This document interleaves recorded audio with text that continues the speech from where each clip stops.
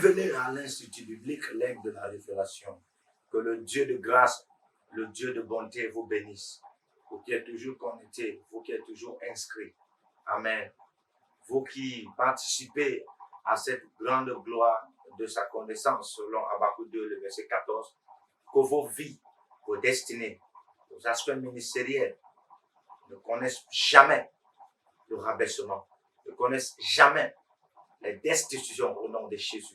Nous prions que vous connaissez toujours l'élévation, l'émancipation et surtout l'accélération dans la faisabilité et l'établissement du réveil.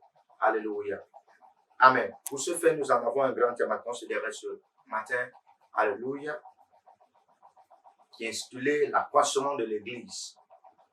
Et nous allons considérer plus précisément un thème qui est aussi intitulé les erreurs à éviter. Les erreurs à éviter. Amen.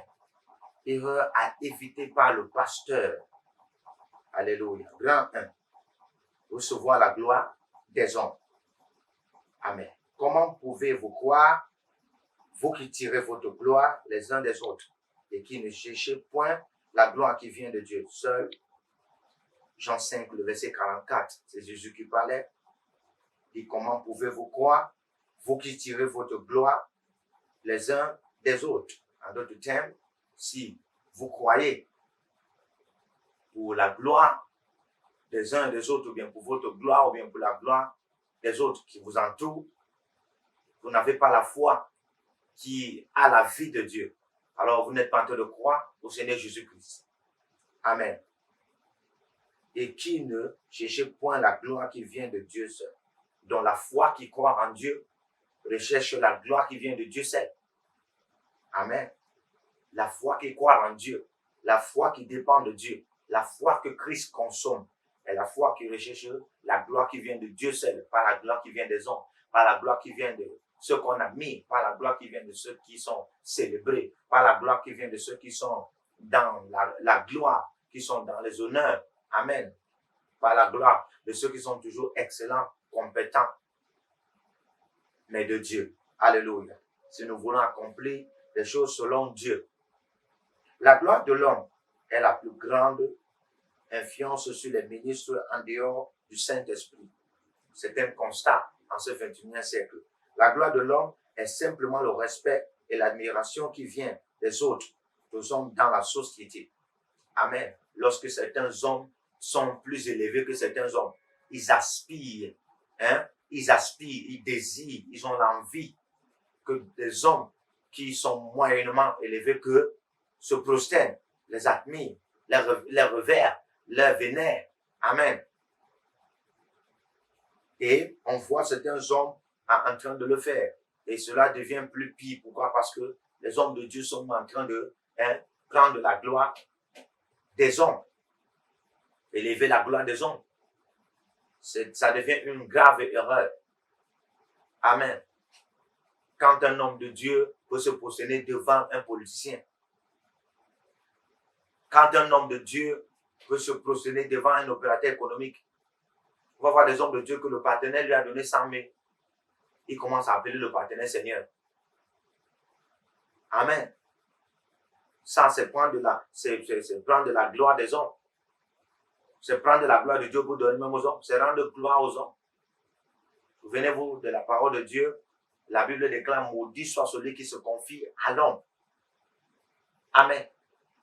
Maudit soit celui qui se confie à l'homme.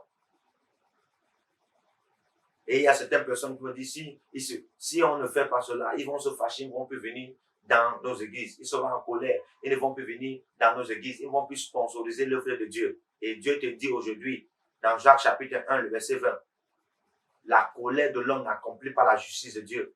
Donc si toi tu as peur parce qu'il va partir, parce qu'il va se fâcher, parce qu'il sera en colère, et puis ne va plus sponsoriser ton ministère, Dieu te dit qu'il y aura point de sa justice en ce qu'il va faire. Sa colère là n'a point de justice de Dieu. Et ma prière, c'est que si tu étais déjà connecté à de telles personnes et tu espérais que c'est ce que Dieu doit te donner doit venir automatiquement de, je prie que Dieu change ta mentalité au nom de Jésus. Amen. Vous savez, il y a des gens qui croient que si mon oncle ne me donne pas je ne peux pas servir Dieu. Si ma tante ne me donne pas, je ne peux pas servir Dieu. D'abord même, j'ai un oncle qui est ministre. J'ai ma tante qui est députée. J'ai mon frère là qui est gouverneur. Et moi, je suis pasteur. Mais Dieu ne pouvoir pas encore. C'est tellement ce que Dieu les a mis. Et tu utilises les Écritures de manière erronée. En disant, d'abord même Dieu a établi les autorités pour nous, pour qu'ils soient respectés. Donc je dois les respecter. Donc je dois me positionner devant eux. Je dois dépendre d'eux. Frère, tu es en train de commettre erreur. Et si tu utilises les Écritures, ça s'appelle l'orgueil spirituel. Vous savez, toute personne qui a l'orgueil spirituel ou bien l'arrogance spirituelle, ces genres de personnes sont toujours en train de se connecter aux Écritures pour se défendre, aux Écritures pour persister, consister dans l'arrogance, dans les raisonnements. Amen. On ne se confie pas à l'homme, surtout à l'homme que Dieu n'a pas mandaté pour toi. Alléluia. Jésus a clairement indiqué qu'il ne recevait pas le respect et l'admiration des hommes. Cela signifie qu'il n'a rien fait parce que les hommes l'honoreraient. Il y a des choses que Jésus n'a pas fait parce que les hommes devaient vouloir prendre la gloire ou le voir comme un seigneur de miracles. Et c'est la dimension là qu'ils acceptent. Ils n'acceptent plus autre chose. Et puis vous allez voir Jésus à un certain moment, pourquoi la Bible dit dans Jean 11, le verset 35, qu'il pleura. Et Jésus pleura. En fait, il n'a pas pleuré qu'il avait mal et puis le miracle ne va pas se manifester. Non, c'est pas ça. Il a pleuré parce que depuis que ce peuple-ci est avec lui,